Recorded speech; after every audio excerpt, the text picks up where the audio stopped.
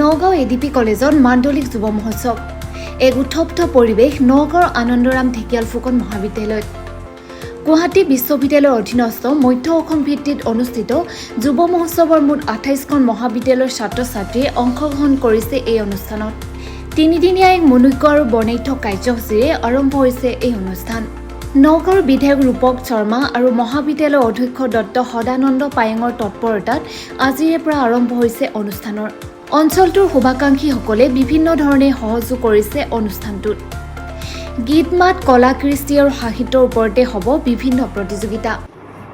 গুৱাহাটী বিশ্ববিদ্যালয় যুৱ মহোৎসৱ খুব মাণ্ডলিকৰ এইবাৰ আমাৰ মহাবিদ্যালয়ত অনুষ্ঠিত হৈছে।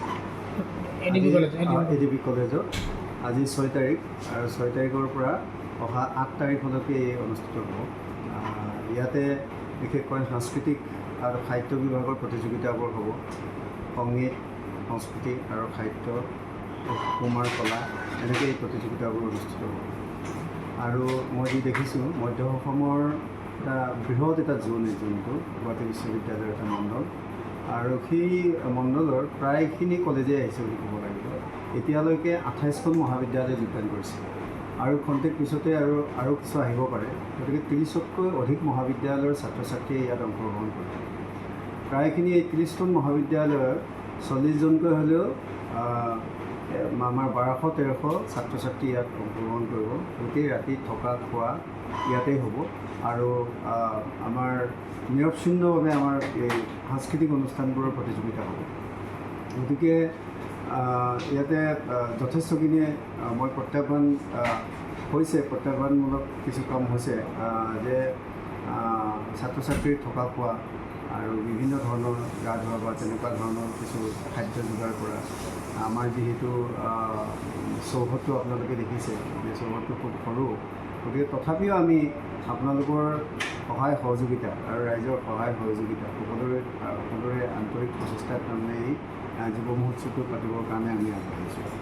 গতিকে মই আশা কৰিছোঁ ইয়াতে অংশগ্ৰহণ কৰা ছাত্ৰ ছাত্ৰী, শিক্ষক শিক্ষয়িত্ৰী আৰু ওচৰ চুবুৰীয়া বা আমাৰ নগাঁও জিলাৰ যি ৰাইজ সকলোৱে সহযোগিতা কৰিছে। আৰু ইয়াত আনন্দৰ বিষয় যে আমাৰ নগাঁও বটদ্ৰৱা সমষ্টিৰ মাননীয় বিধায়ক মহোদয়ে নিজে সভাপতিৰ দায়িত্ব পালন কৰি আছে। তেখেতে মোবাইলৰ যোগেদি অহৰহ যোগাযোগ কৰি আছে, যদিও আজি উপস্থিত থাকিব পৰা নাই। খন্তেক পিছতে আহিব, আজি চৰকাৰী কাৰ্যসূচী আছে, সেইটো কাৰণে এনেকুৱা পলম হৈছে। গতিকে খাদ্যও তাৰমানে বা তেনেকৈ যিখিনি আমাক পইচা পাতিৰ যি দৰকাৰ হয় সেই দৰকাৰখিনিও তাৰমানে ওচৰ চুবুৰীয়া যিবোৰ শুভাকাংক্ষীটো তেওঁলোকে দিছে আমাক। গতিকে যথেষ্টখিনি পইচা ইয়াত খৰচ হয়, 8-10 লাখ টকা মানে খৰচ আছে। গতিকে তথাপিও আমাৰ ৰাইজৰ বা শুভাকাংক্ষীসকলৰ যি সহায় সহযোগিতা তাৰ কাৰণে আমি আজি আয়োজন কৰিবলৈ সক্ষম হৈছোঁ।